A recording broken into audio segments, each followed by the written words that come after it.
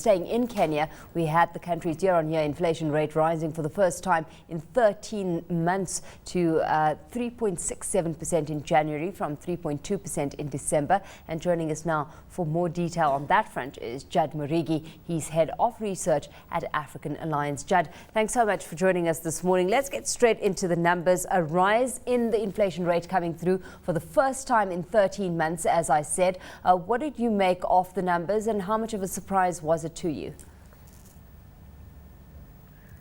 Well, for having me, Alishia, we sort of expected inflation to go up. Our prediction was that it would rise to 3.5%, and we weren't that surprised. We expected the inflation to go up mainly because of the January effect.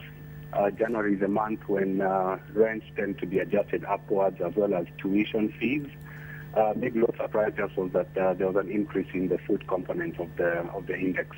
Mm-hmm. With that January effect now taking hold and January having come and gone, Judd, what's your outlook for inflation in Kenya as we move forward?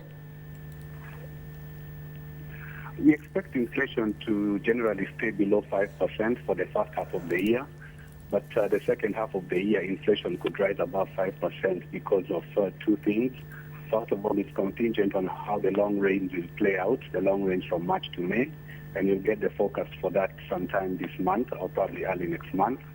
And also, secondly, the base effect, because inflation was really low in mid of last year, the CPI was really low.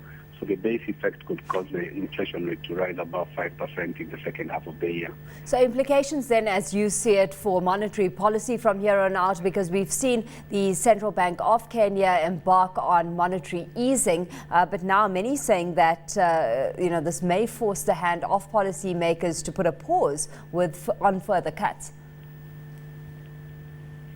Yeah, that's a valid perspective. The other thing is we've seen the currency start to weaken fairly significantly as we head to the elections, as well as the rise in inflation.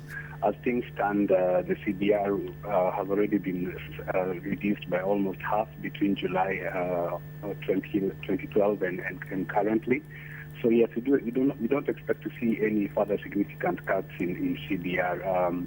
At the most, maybe another 100 bits this year.